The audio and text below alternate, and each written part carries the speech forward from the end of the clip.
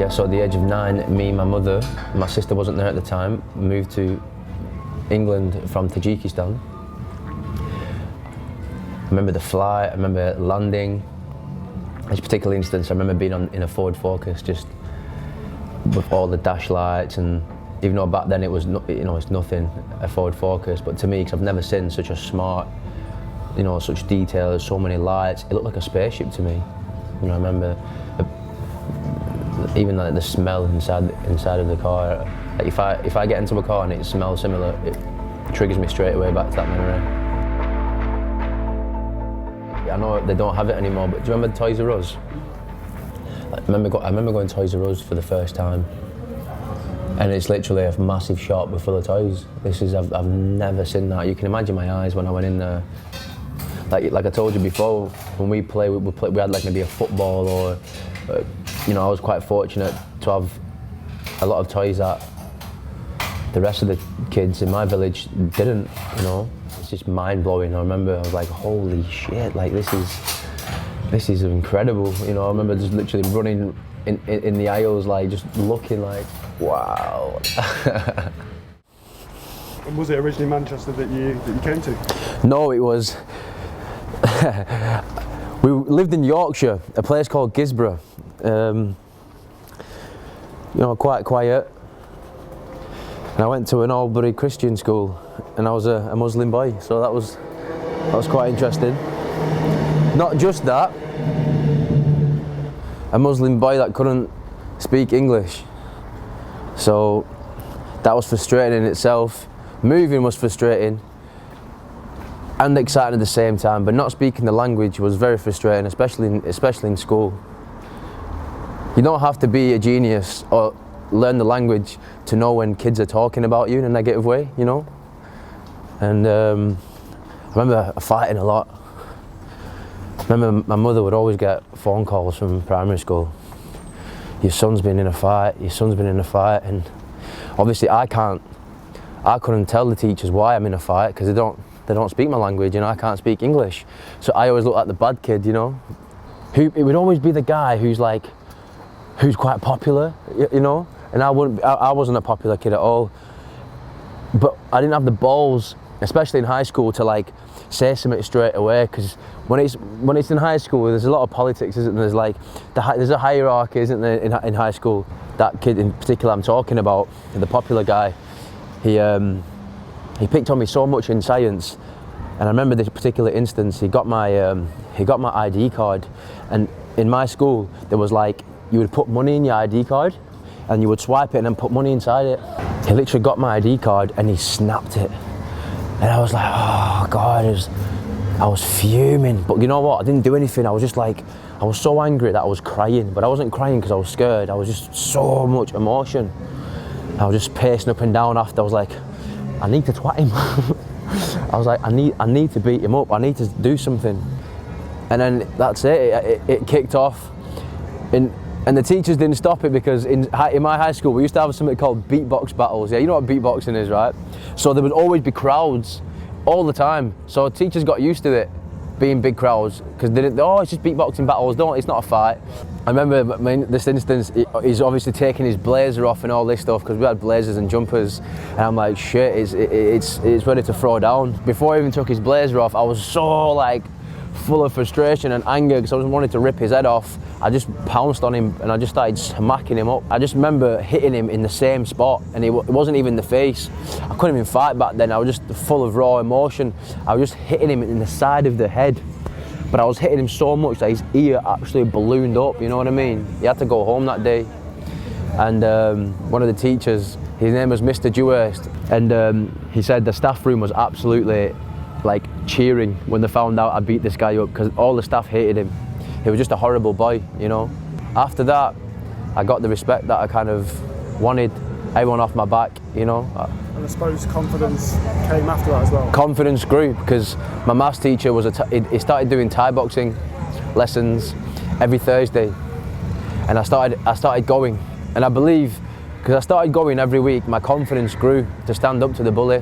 What made you move to Manchester, and what was the start of that about? The start of that was a good friend of mine good friend and a new friend, you know. I've heard about this guy for many years, and I knew he's been around Blackburn and Darwin. Everyone knows this guy, you know. Crush or Gaz Corran, you know him as well, you know. He was one of my sponsors for this fight. He literally put a picture of Manchester top team, and I don't know what was inside me. I was like, oh my God, Manchester top team. I messaged him straight away. I was like, Gaz, you know, I know of him, but I've never like met him like me and you know. I was like, Gaz, like next time you go, let me know. I want to come. And literally, he went like a week after, and he was like, let's go.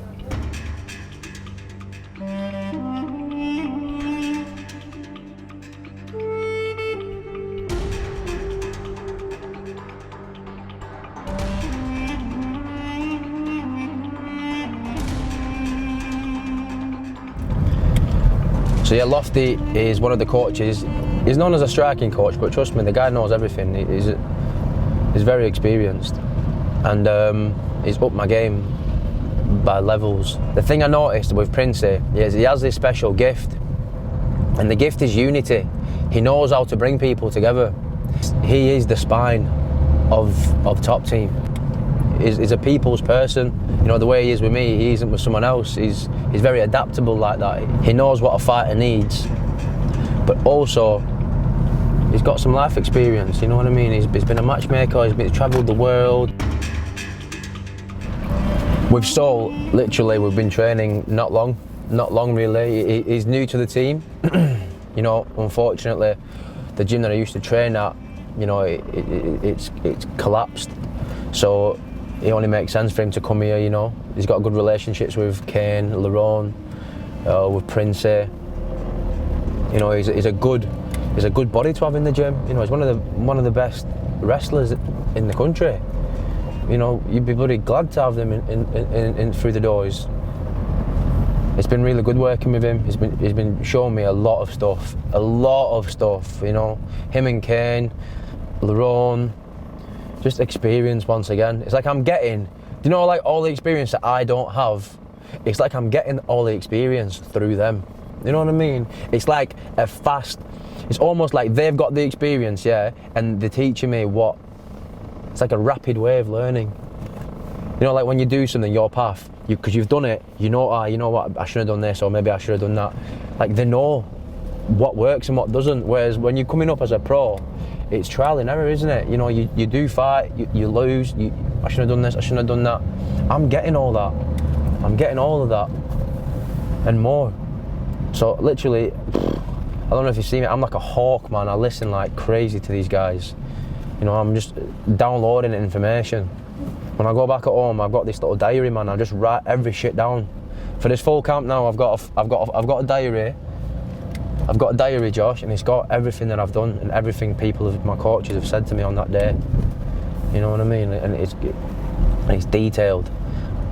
I put how much sleep I've had, what training I did, what we worked on. Do you know what I mean? I just flick through them stuff and I'm like, shit, I forgot about that. And when you read it, it's like it puts me back to that. It puts me back to that memory, you know, where I was. Yep.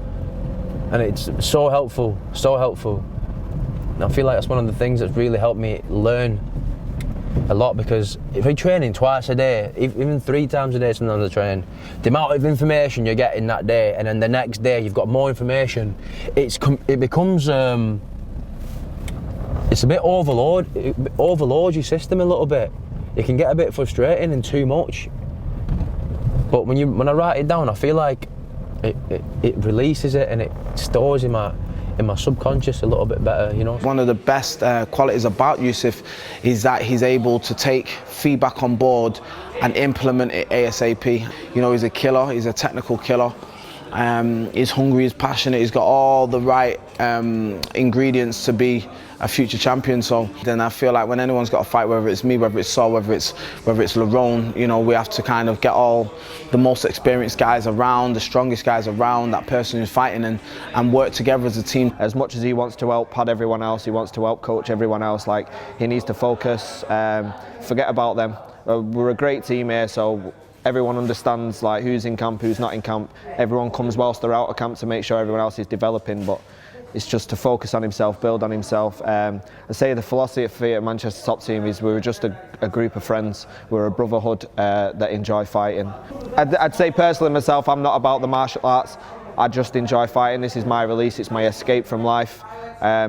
We're just full of fighters. We're different to most gyms. They'll be good. Like I said before, they'll be good at one martial art. They'll either be a jiu-jitsu specialist, but we're just like fighters. We're fighters through and through. We've all got our own pains, our own stories, and we just collect together and try and take over the world. That's the plan. Now he's actually got to this point of Bellator, you know, I feel like he's more than ready. You know, he's in the gym grinding every day, working hard. You know what I'm saying? He's giving everything he's got to the sport. I don't think there's much pressure. Like, he's been offered a great opportunity to fight on such a prestigious event like Bellator. He's got nothing to lose. Like, just get in there, enjoy yourself. Let's see where it goes, and we can just build from that. Like, there's no pressure on result. We ain't saying. We never say to any of our fighters, look, you need to win, you must win. Like, let's go in, let's enjoy the experience. In Dublin as well, I've actually fought in the arena myself on a Bama Bellator card a few years ago. It's electric, it's the best venue I've ever fought in. So yeah, it's just really got to enjoy the moment, see if he can put it together on fight night, which I'm sure he will. Enjoy it and get the win. So, with Bellator, I mean, how did that fight come about? Literally, it was a phone call. Princey phoned me up, and I was just about to fight, maybe 4 weeks before my professional debut on Celtic Gladiators, and the fight didn't happen. And then he tells me, like, listen, I've got you a fight, and he says it's going to be your professional debut. He didn't say straight away you're fighting on Bellator. He worded it right, but he worded it in a way like, he was like, are you ready to fight? Do you want to fight in this day? I said yes straight away. He said, you're fighting on Bellator. And I was like, I'm in. I was like, he didn't see this, but I was like, I was literally buzzing my tits off. I was like, I can't believe I just got given this opportunity. Because how many people, Josh, you know the fighting game. How many people have you seen climb the ladder to get to Bellator? Yeah. You know what I mean? Very few get that chance. You know, the magnitude of the event is fighting on a big card. It's going to be in Dublin. You've got a passionate crowd, the Irish, but it's an amazing time. I've fought on Bama. I fought in Dublin. I fought in the same arena. I'm going to actually be there with him. So he's got somebody who's been through it. I was there 5 years ago fighting. Don't worry about the event. All that matters is when you get in there and you get your eyes on your opponent, you focus on the strategy and you execute it. So obviously, fight camp is full of emotions, isn't it? Really, you're never at one state. You know, through daily life, you're constantly through a battle of fear and pleasure. You know, and I feel like it's always a battle between what rises first, or you know, they're always in competition with each other, aren't they? I know with family, partners, it can be hard for them to be with a fighter. I mean, how do you find that back at home? Good question, that's a very good question, because the fighter's lifestyle is very selfish, isn't it? It's all about me, what I'm doing, when I'm finished, I'm ready at this time. It can be very difficult. It can be very difficult on my girlfriend. You know, she has a very busy lifestyle herself. She's a primary school teacher, so we're both very busy individuals, and we don't see each other all the time. We don't see each other every day. So them moments that we do see each other, it's so nice. She's made me grow as a person. Like, honestly, I can't make it not cheesy, to be honest with you. It's only the truth. But she's changed me so much as a character. I used to be so erratic, you know. A couple months before she met me, I had a full-time job. I was growing my PT business. I was trying to grow a clothing business. I was working security on weekends as a bouncer. I was also working, on top of that, I was working on shifts at night. So I would work with kids in care. I had 5 to 6 jobs. So literally, I was busy all the time. So my plan was, right, get as many things I can literally grab hold of that make money and make money. But what I didn't think about is myself and my health. Like, I was literally, I was a mechanic as a full-time job, and it came to a point where I was fucking up jobs. And as a mechanic, you know that you can't fuck up jobs as a mechanic because you're dealing with people's lives in a sense. And then when I met Holly, She was like, mate, what are you doing? Like, look at your life. It's erratic. You're just jumping on everything that you can possibly hold, like a hungry dog. Like maybe get rid of everything and start fresh. Good boy. Good boy. So Holly, what's it like being with a fighter? Hard work. I think you've got to get used to the fact that you don't come first. You know, they spend so much time training, especially in like fight camp and stuff. It's so intense. They spend most of the time, you know, at training, especially for Yusuf because it's in Manchester, it's a while away. You come second, not first, which is like, it's like a conflict in your mind because you want him to go and spend like as much time as you can, as much time as he can, you know, training, and because you want him to win and you want him to do well, but at the same time you kind of want him to be with you. When I met him, he didn't actually fight professionally, or he hadn't, like, I've never watched him fight, so like he spoke about it and I watched his YouTube fights from when he was younger and stuff, but I've never actually, like, still never seen him actually fight. You know, I don't know if it's going to be too intense where I'm not enjoying it or I'm like buzzing about it. And yeah, so we spent like the first months of our relationship in lockdown, which I wasn't working, he wasn't working, so we spent like all of our time together. So, you know, luckily for us, it worked, it went well. And the 2 years has just absolutely flown by. Like, I think obviously COVID and lockdown plays a big part in that. That's quite a unique thing to start a relationship in. Yeah. The fact that you're kind of still together and strong at the end of it says a lot about the relationship. Yeah, massively. I think we just play to each other's strengths, and, you know, like you said before, it's completely different being with someone who is a fighter because they have like different qualities and they're just generally different. I can't really explain it, but you'll obviously know they're hot. Like, to do fighting, you have to be hardworking, committed, you know, disciplined, honest, and all those things in fighting then translate in real life as well. Because you're a teacher, aren't you? Yeah. Primary school teacher. Yeah. And he's a fighter. Yeah. I mean, do any of the kids know that you're... Yeah, because a couple of the kids in my class last year did BJJ. I've got a little girl who's a kickboxer in my class this year. She's got a competition on today actually. So yeah, I speak freely about it, and like my colleagues know and stuff like that, but people have a complete misconception of MMA. They think it's just brutal, and like some of my family, like my grandparents, like they've watched these older fights and stuff and they're like, you know, oh, it's brutal, it's horrible, how can you do that, how can you be with someone who does that? But it takes a long, like, I'm still getting into it now, it takes a long time for you to like fully understand, you know, how it all works behind the scenes. It's not just people going into a cage and, you know, twatting each other. And would you agree it's almost like the why as well, why these men and women find themselves in this position, that they need to do that to express themselves? Definitely, yeah, it's one of the most, like, I don't know if honourable is the right word, but you can look up to these people because they work so hard, and like Yusuf trains so hard. Yeah, so I have my mother and I have my sister Selena, she's 15. And actually, I've got a daughter, you know, Ruby. She's a beautiful little girl. She's so strong, you know. Oh my days, she grips me, and she's got that proper got that Tajik strength, you know, mountain strength I call it. She's gonna be a strong girl when she grows up, man. I'm gonna get into wrestling. Doing what I do is because of my family, is because of my mother. You know, I know that how hard she has worked for us to come to this country and to build a better life for us. You know, like I said to you before, this is a land of opportunity. What motivates me to like keep on going is building a better future for my mum and my sister.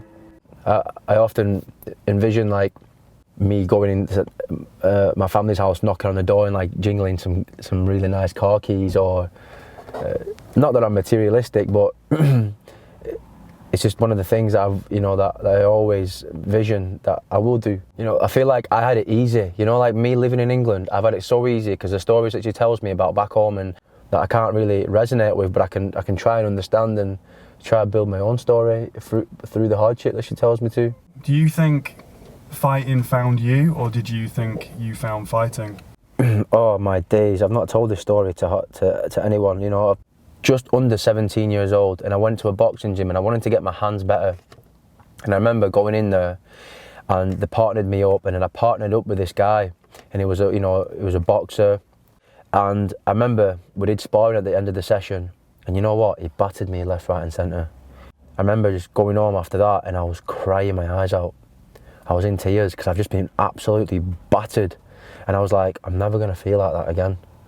You probably don't even remember this moment, but for me, it was so strong. And he came to our gym, and I seen him, and my heart rate was like, because seeing him just sent me back to that day. And I saw him, and I was like, right, okay, I've got to put the heat on him. This is my time, like to find out, like, what I'm about. Because I remember that day, I was like, I'm not feeling like that again. I was locked on him like a sniper, man. I was like, okay, I've got to put the heat on him. And when we sparred together, I went all out. I'm not usually like that. I'm not that guy that goes out on a guy, you know what I mean, to prove a point.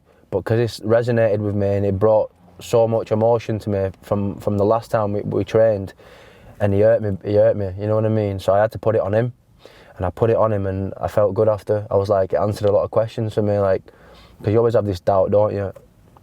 Am I good enough? Am I gonna make it? Am I actually a fighter? And that was the point where I was like, yeah, I am a fighter. I do have it in me.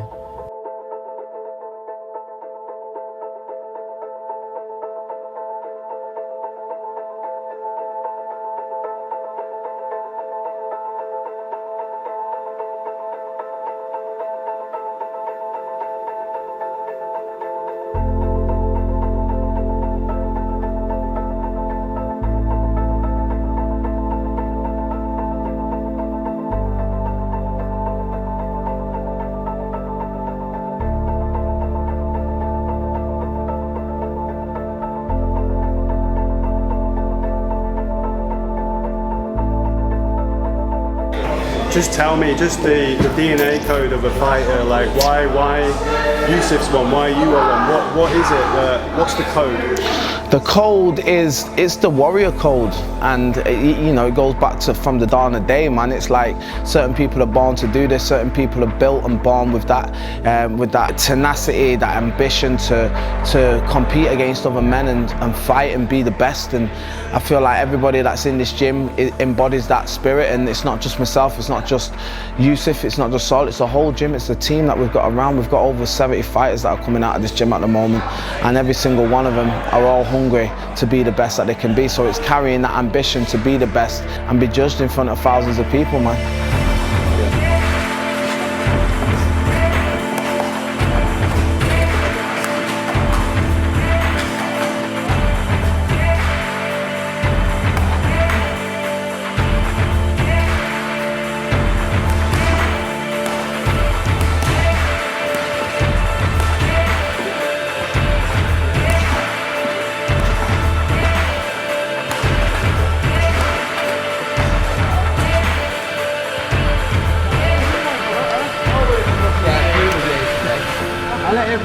I'll let you off. Judgment tonight, 6 o'clock, striking. Tomorrow morning, 10 o'clock, we have fitness and drill. Make sure you're here, both. We're going to go top team on 3. 1, 2, 3. Top team! That one.